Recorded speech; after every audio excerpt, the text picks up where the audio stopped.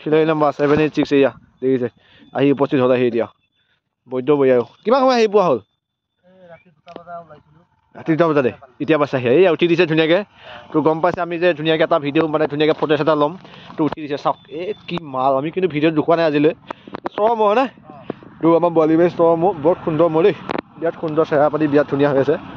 আৰু গেংটো আমাৰ আহিছে গোটেই লগৰ এটা আহিছে ৰক ষ্টাৰ চাক ফুলি আছে ৰক ষ্টাৰ মানে 786 ৰক ষ্টাৰ খিলাৰী পূৰা ৰক আৰু এইটো ডাঙৰটো এইটো নে এইটো ডাঙৰটো আগত যুঁজাইছেনে আগত যুঁজাইছে তোৰ আগতে যুঁজাইছে তোৰ এবাৰ দেখিব আমাৰ বৈদ্যবৈ ফিল্ডত এতিয়া বৰ্তমান ৰক ষ্টাৰ এটা আহি উপস্থিত হৈ আছে এইটো এটা ৰক ষ্টাৰ সৰু ৰক ষ্টাৰ দেই চেহেৰা দেখিলে গম পোৱা যায় খুব যুঁজিবই হয় না